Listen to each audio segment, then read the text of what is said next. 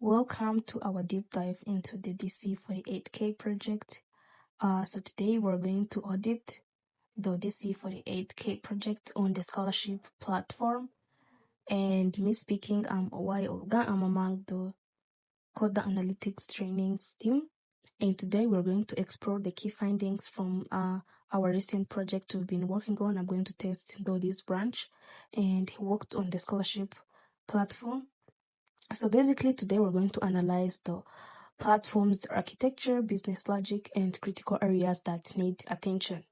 So this is the format I have been provided. It was used to test the Bishara Bridges marketplace platform so that I could use it to test and to audit this platform. So we're going to have the executive summary. This is basically like the big picture of the platform's scores out of 10 and showing the quick overview of what we'll be covering, and is going to provide a clear visual hierarchy with the document title and the project details and the date in the header, and the ratings, which immediately obviously communicates the current state, and the important warning of areas that needs attention.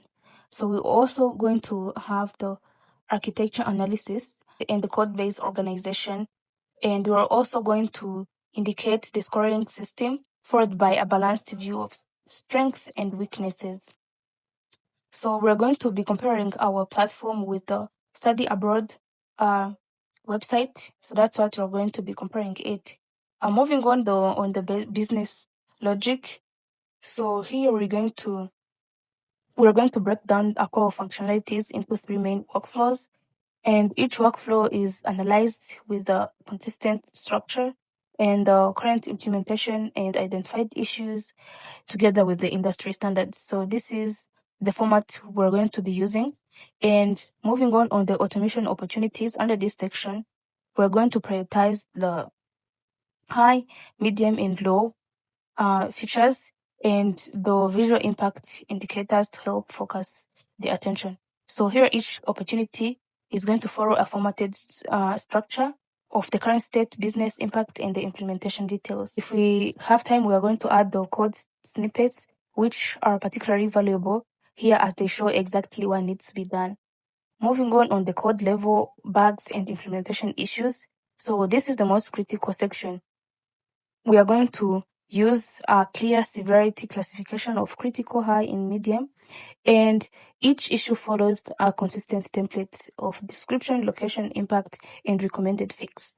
So the use of code blocks and line references are going to be used under this section, and we're also going to see the testing and quality assurance. So under this section,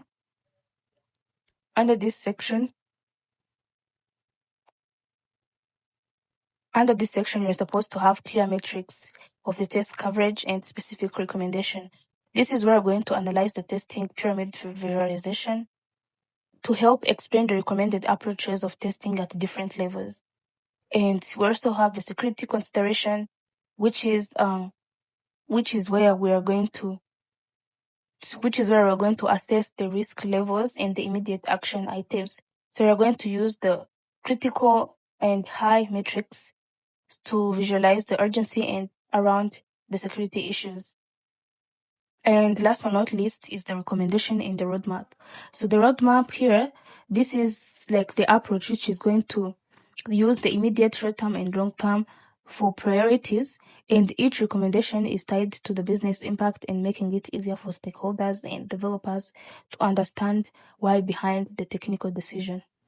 So, and we're obviously going to have the conclusion to provide like a clear call to action with a specific owner and deadlines, and use the checkboxes to create a sense of progress as the items are being completed.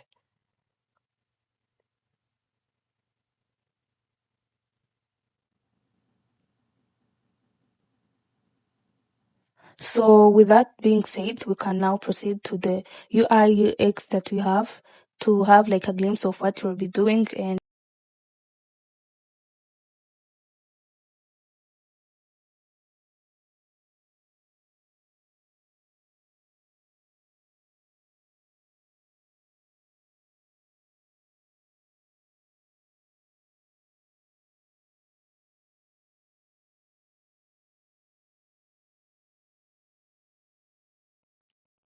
So we went ahead and ran the server, and on running the server, this is what we're going to have. So this is the landing page, and now if I go to education and training, this is what I'm supposed to have. The first button seems not responding, and the second as well seems not to respond, and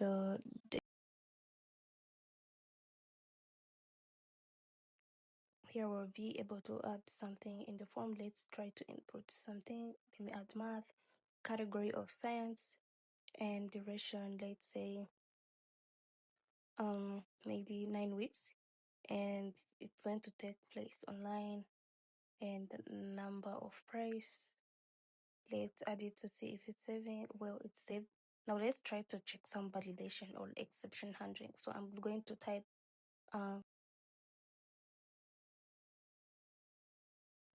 a number in a strings input space, and let's try to add negative prices to see if it works. Usually it's not supposed to work because negative prices does not exist, but here this page allows us to save. So this indicates that the exception handling is now properly done. So yeah, so let's try to open a similar page to what we are working on, which is already deployed, and that's the Study Abroad website. So this is what we're going to be auditing against, the Study Abroad website. And so we're going to be checking on it as we proceed with the audit. But this is how it basically looks like.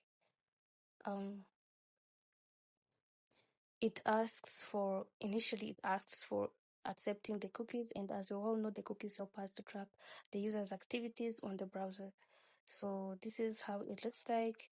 So we will basically be comparing the two platforms, the Study Abroad platform and the DC48K scholarships platform, so that we'll be comparing the features or like the UI, different type of things that we'll be comparing against. So we're going to use several tools, and among the tools that we'll be using are the AI to ask for comparison, general assessment of the platform, and the grading.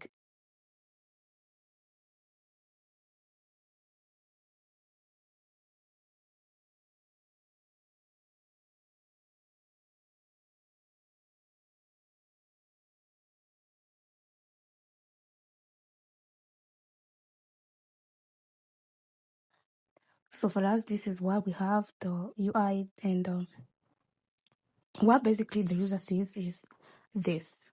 For the scholarship platform, it's under the education and training.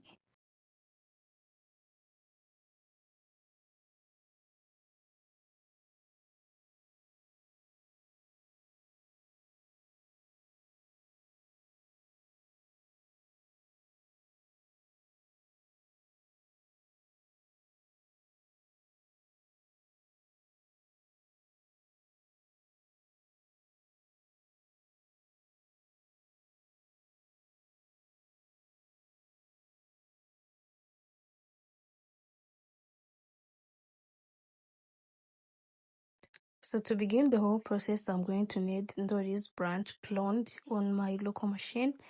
And so I'm going to come on my terminal and then write the commands for cloning. And I want it to be saved under the documents folder. And I will clone the branch from that repository, and only the commits histories related to this branch are going to be cloned.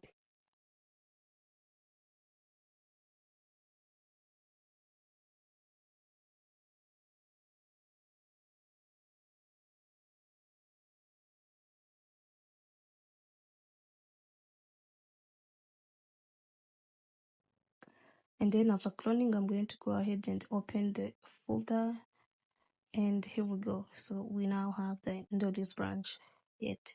So I'm also going to open the format that I was just displaying earlier for the audit report as well. And then I'm going to run the virtual environment under this project folder. And then after on, I'm going to install the requirements.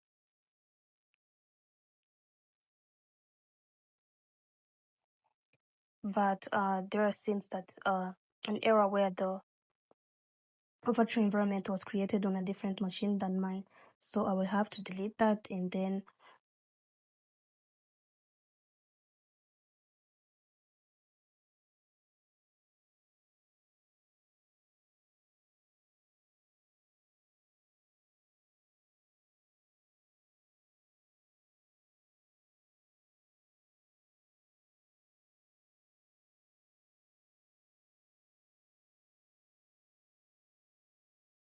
and to delete the old virtual environment, I will have to first deactivate it, and then after I'm going to create a new one with the same title though. After deleting it, I'm going to have to create a new one with the same name so that to avoid confusion.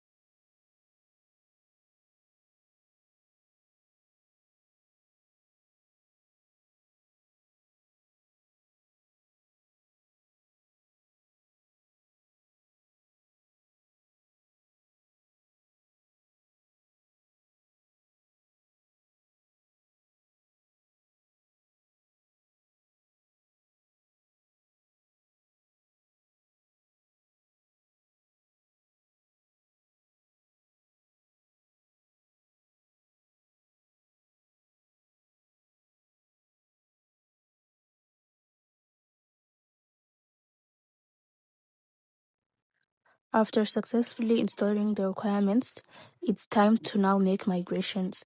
So I will open my database as I am running the make migration command in the background, and then wait.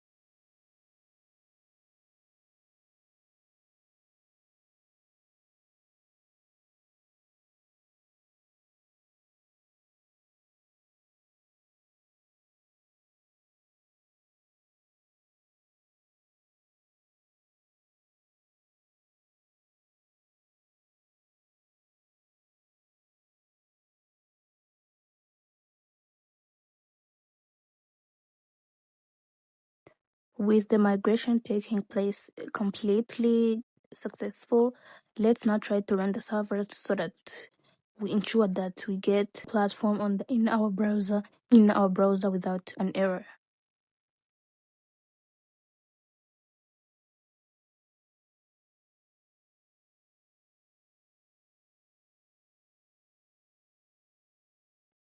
Perfect. Now our server is running and our page is running in the browser.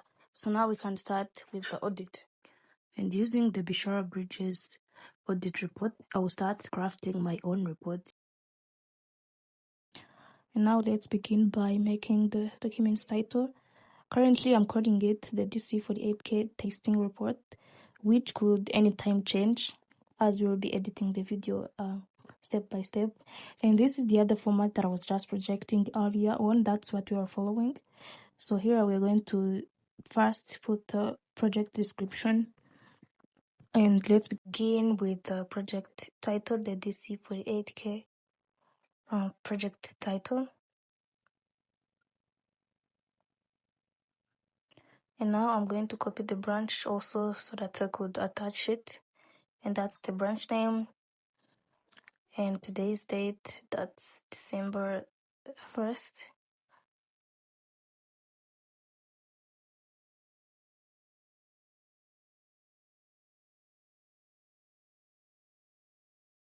For the auditor, I'm not quite sure about what to add on. I already currently add on my name because I'm the one who is conducting the audit.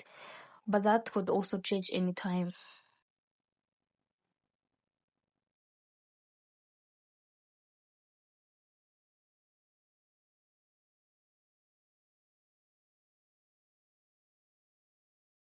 Proceeding on the scope of this audit, it's going to have the architecture, the business logic, and automation and the integration testing.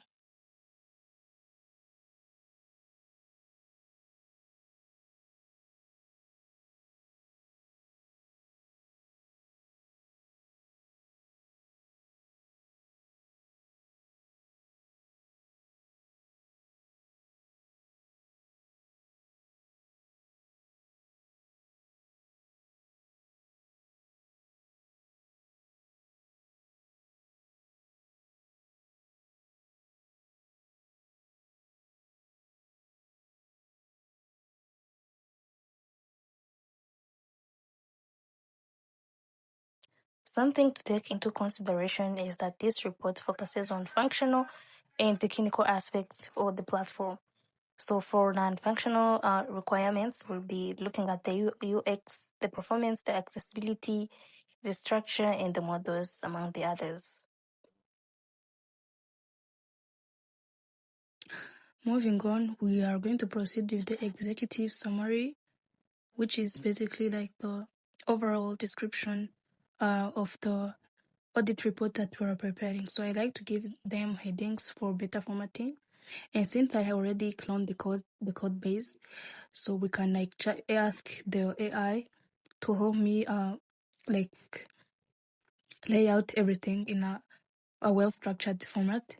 So I will prompt it so that it could like give me like a structure of what I can follow on, and which I'm going to edit over and over again as we read everything through.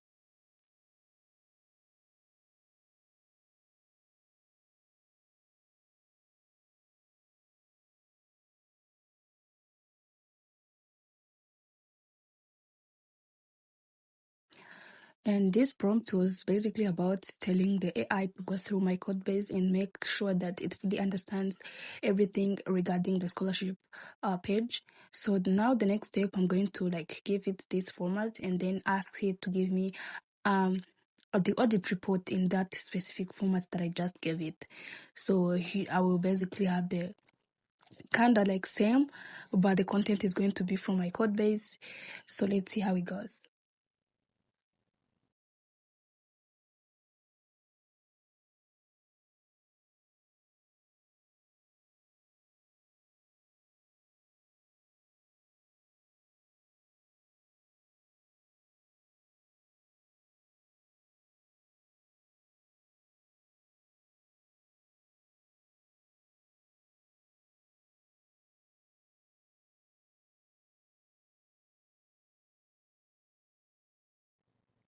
Well, we came to find out that the overall assessment is 4.5 scores out of 10, and which is like kind of low, but it actually makes sense because two of the buttons are not working and only one button is working, and I doubt that it's like kind of functional because it lacks a lot of exception handling, and it could be better. So I'll probably give it like a 5 or a 6 because I mean the server is running without errors. That's a solid 5. So like it could change anytime as we proceed and go through the models and the test cases.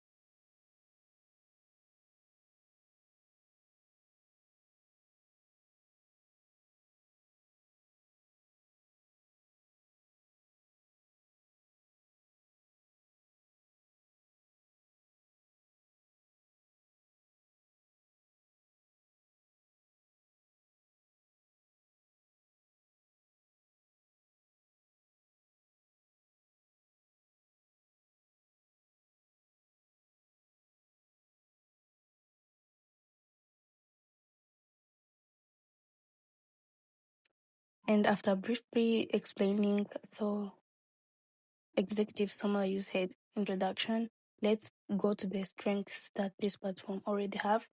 And among them, we could copy this and paste them in the document and format them well for good readability and go through them and edit them, as some of them could be vague or irrelevant. Among the strengths, there are that the codes are clean and the UI is responsive and the models are well structured. He integrated the APIs for payment and the clear hierarchy and the chatbot as well. He has the chatbot as well. So the same applies to the weaknesses as well. We're going to copy them, read them, and edit them and analyze them to see that they make sense and they're relevant to our code base. But before we proceed, let's first check if the developer has made some test scenarios, and as you can see, he did not. And this is like the first weakness, the lack of testing. So I will add that to the list as well after reading through what we have. The first weakness is the no test coverage, missing pagination, and large result sets. No use of authentication, which is done in the other page, so we could like remove this one. And limited error handling and validation, yeah, because we could add the negative values in the page and it accepts.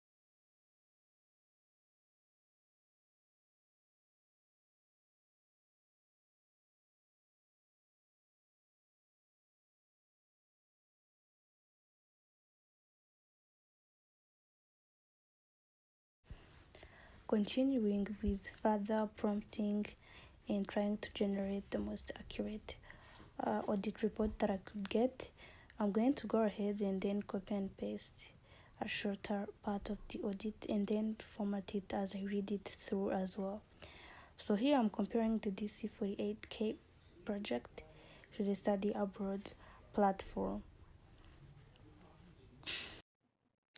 But let me make sure that all my headings are well formatted so that it will be easier for me when I'm making the table of content or I'm trying to locate some headings. because this document is going to be large. So I will have to have like a list of things that I will be talking about. So here I'm comparing the DC48K project versus the study abroad platform. And it lays out things that the DC48K has, and also lays out some things that it should implement to be on the same standard as the study abroad platform.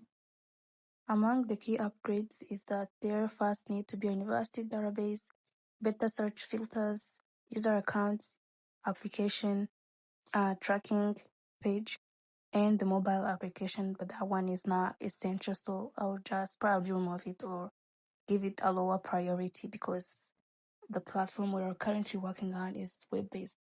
So now we can move on to the architecture analysis.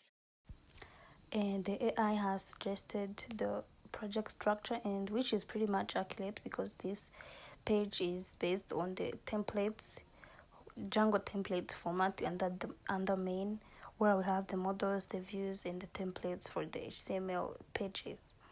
So that was pretty much very accurate. And now let's see the strength and the weaknesses for this page. So among the strength, as we said earlier, is that the codes are very clear. It uses the WT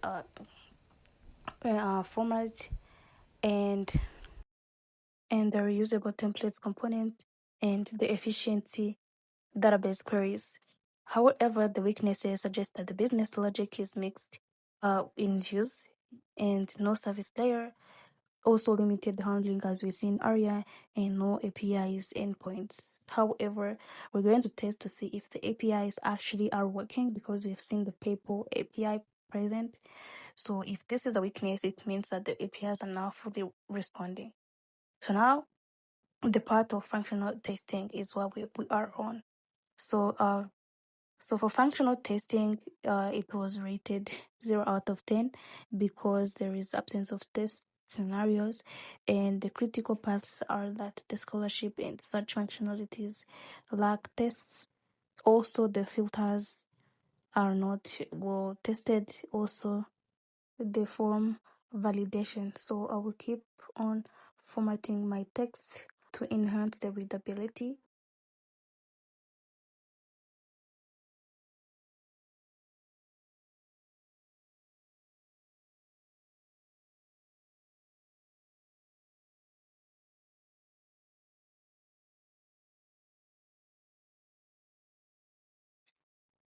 Moving on the security assessment, although I'm not sure whether this is the part which is supposed to be next, but let's keep moving. So we also have the rating. It's rated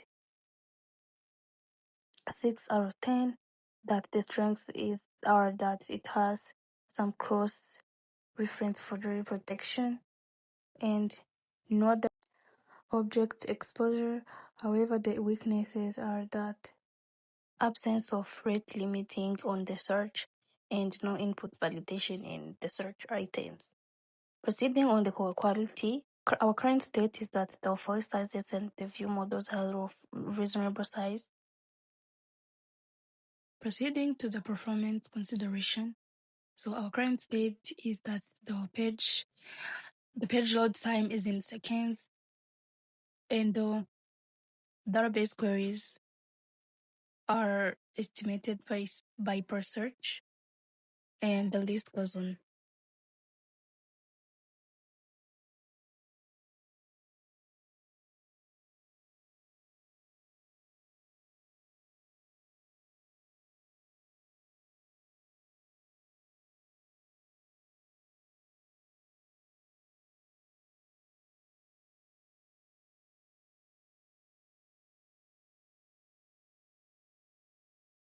Looking at the optimization opportunities, there could be an database indexing and implementing the caching, adding pagination, and optimizing the overall database queries.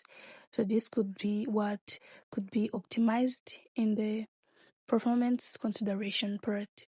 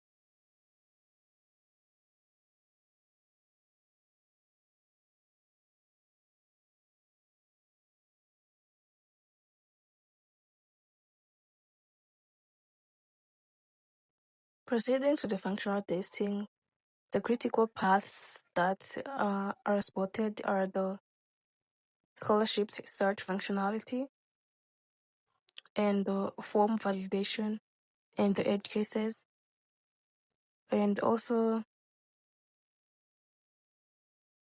page the page validation, which for for which the stated codes in the block arrow is supposed to be used to implement the form validations.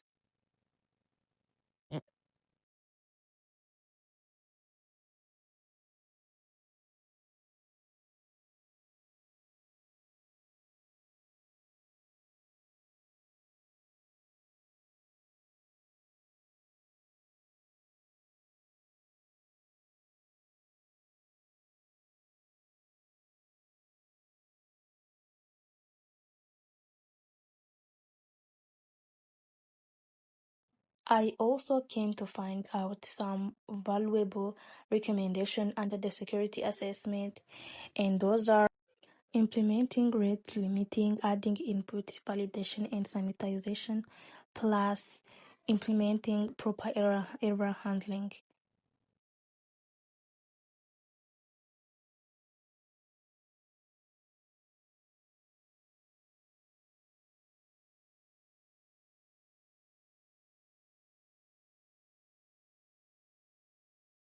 So I will keep on editing some of the key section that requires edits, as well as keep formatting my text to ensure that they are well readable.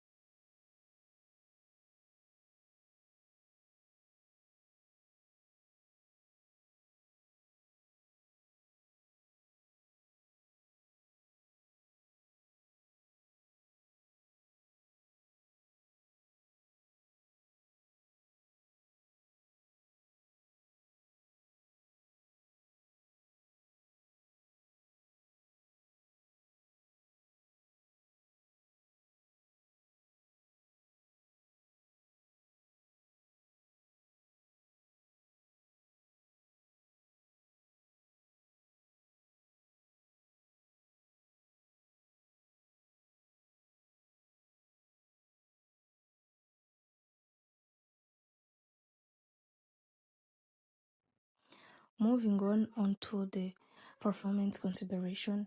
So we initially listed some of the optimization opportunities in the bullet point, but it could be better if we also provide some simple block of codes so that a developer could refer to them while making the enhancements in their codes. So I tried to make the comments green and the block of codes blue so that it would enhance readability. So this class is going to help us to add the database indices on things like fields, levels, among the others.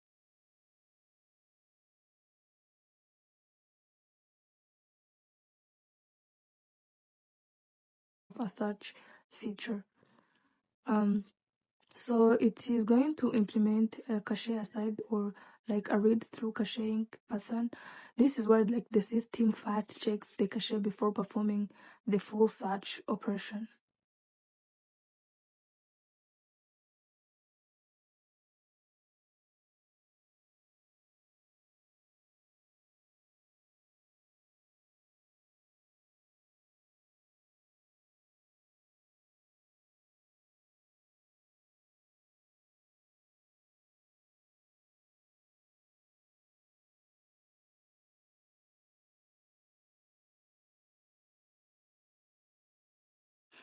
When it comes to pagination, the following Python function could be used, which is going to allow 10 items per page.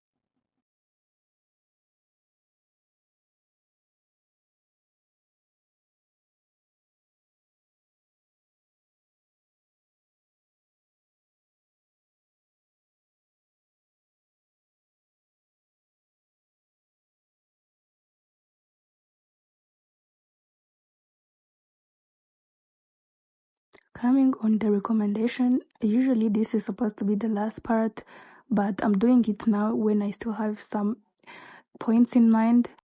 And I'm trying to rank them according to their priority.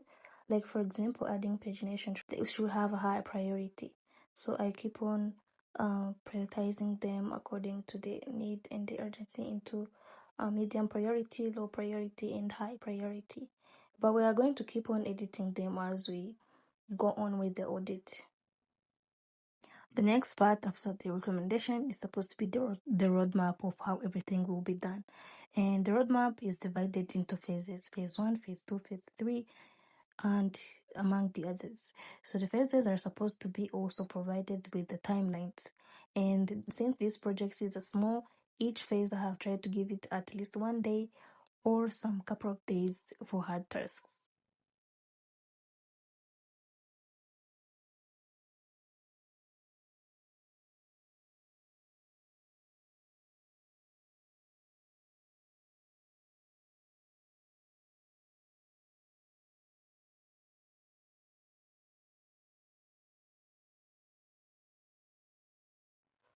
Now let's then go ahead and add a table of content and see how everything will be like, so that you keep track of things we have and things that we don't have yet.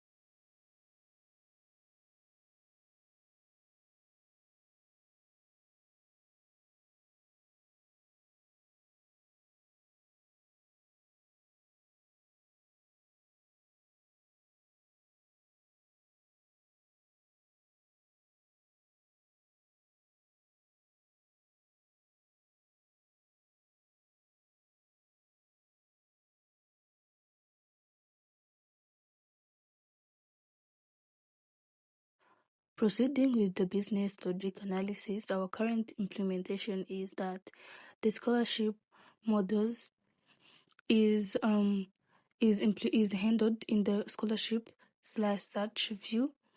And here is where we find the search functionalities, the data model, where the scholarship model is built, and with its providers as well. Among the strengths that these platforms business logic has is that the simplicity. So like the logic is simple to understand and the codes are clear. Also the performance as well. And this is because the some of the most of the features are efficiently built with the Django ORM.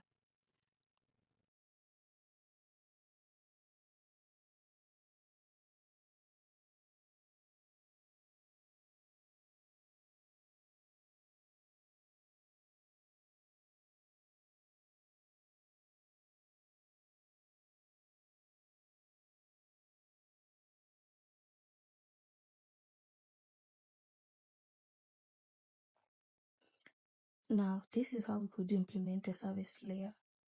So we're going to have a class called the scholarship services, and it is going to use a pattern in Python application for organizing the business logic outside the web view function.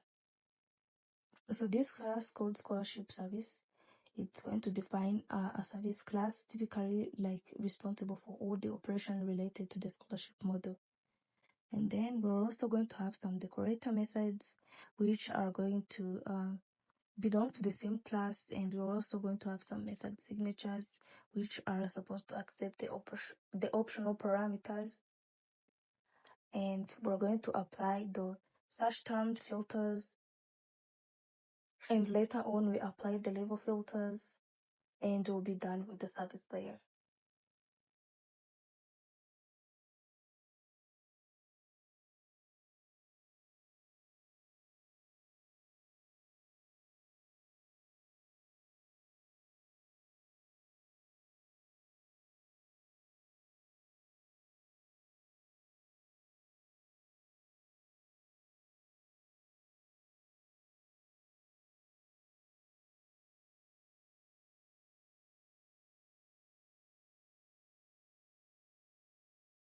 This platform, there are pretty much things that we could implement aside from the service layer, and among those things is adding the button rules. And also this comes to my mind now that I see it, we could also have the notification, like if something changes on the applicant's portal or like they update something on the portal, they should receive a notification.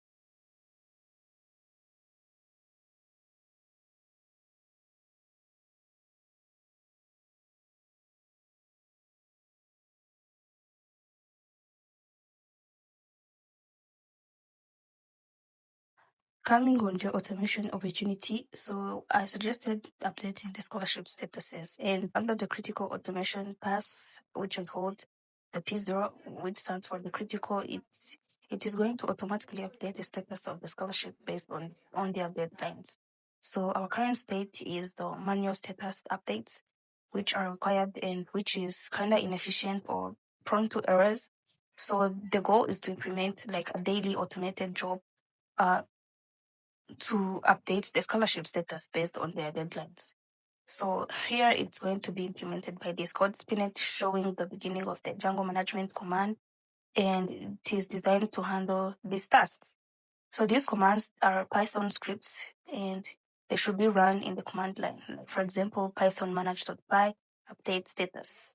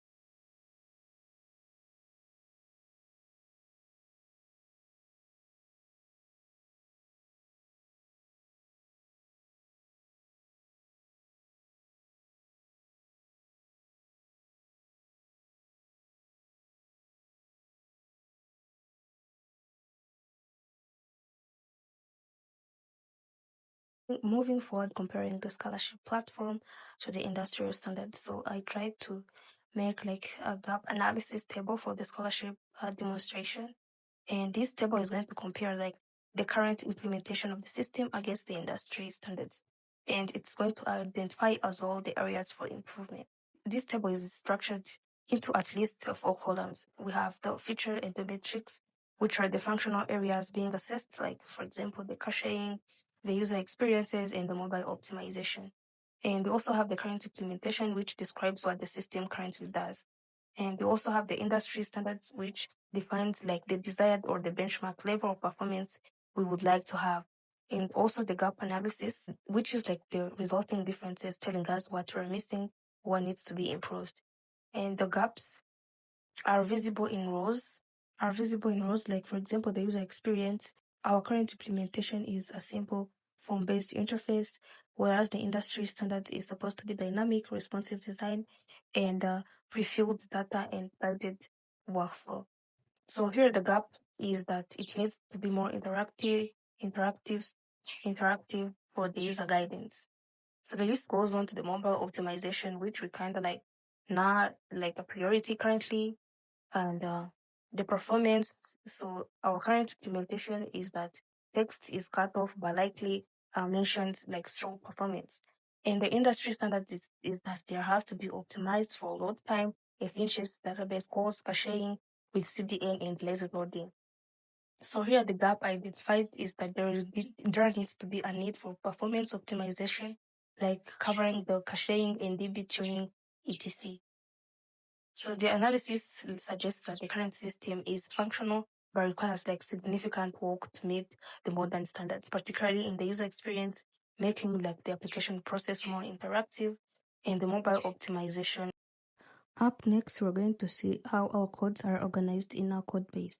So this is like probably a 6/10 because of the structure, and this is because among the strengths our codes are like basic, they have a basic separation among the models and views. There is also a dedicated test folder, and templates are organized by features.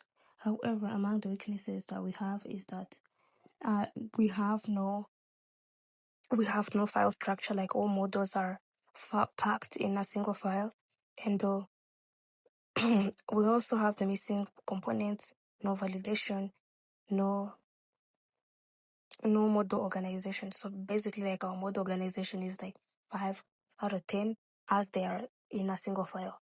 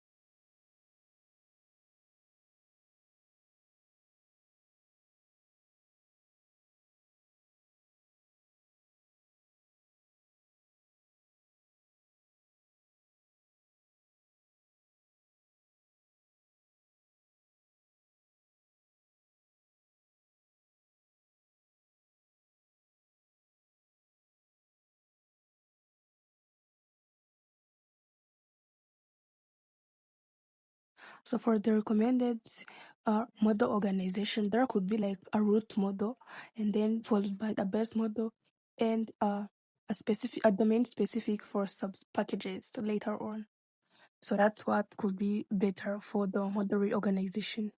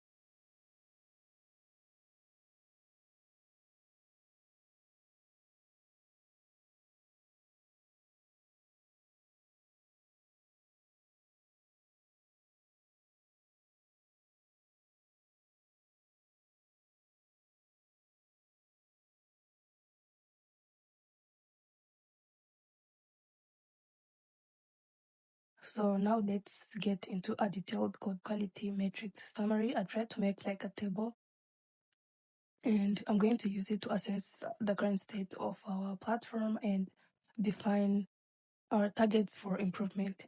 So this table basically outlines 20 different technical and non-functional metrics, and it's going to show the current score, the target score, and the size for the gaps, and priority assigned to closing that gaps as well. So the key metrics and priority gaps are going to analyze like the highlights of several areas requiring immediate or like higher priority attention.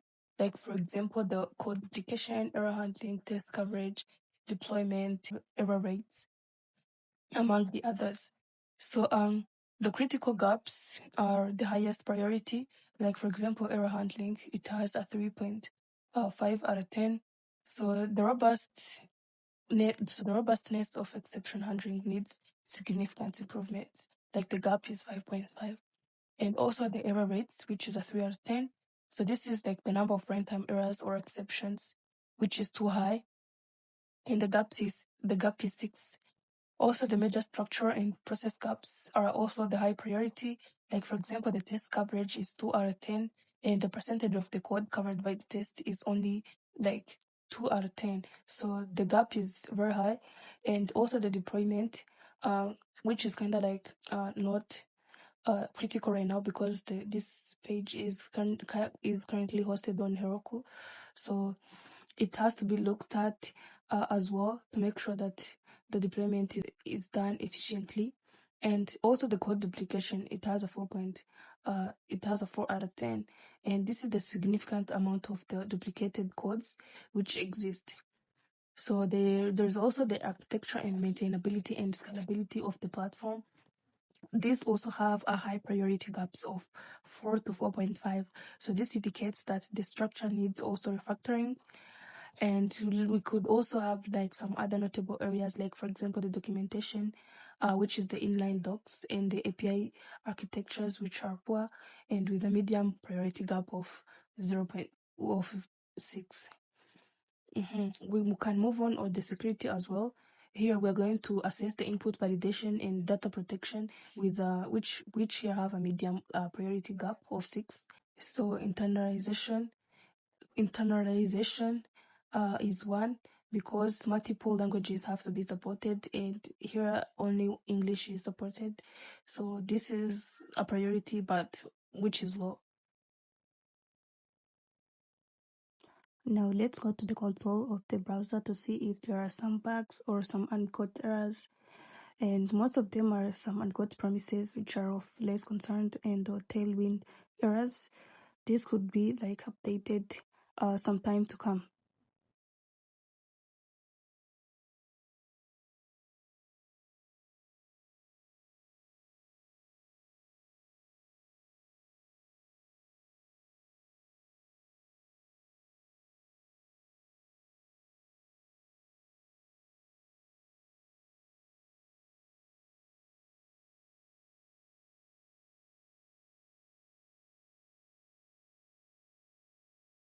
Coming to code level bugs and implementation issues in the application, I've tried to lay out some high priority problems that need immediate fixing as they impact security, data integrity, and performance. So I'll start with the critical issues. The first one is the SQL injection risk in the search bar. So the issue is that the search functionality in the scholarship search view is vulnerable to SQL injection, and this risk is specifically tied to the search keyboard parameter. So it is impactful because a successful attack would allow an attacker to view, modify, or delete sensitive data in the database. So the recommendation to fix this is to use the parameterized queries or Django's built-in search functionality, which automatically use parameterized queries. So to prevent malicious input from being executed as database commands. The second one is the broken filter logic. So the issue is that the closing soon filter is implemented incorrectly. So currently it checks if the status contains the substring closing, which is too broad and may incorrectly include other statuses like closing due to funding, among the others. So the recommendation to fix this is the logic should be changed to use the exact matching for the status, which is closing soon. Last but not least is the missing indices. So the issue is that the database lacks indices on fields that are frequently used for filtering. So these fields include levels, fields, location, and statuses. And the impact is that this is going to result to poor performance when dealing with large datasets, as the database must perform full table scans for every filter operation. So to fix this is to basically add indexes on the database.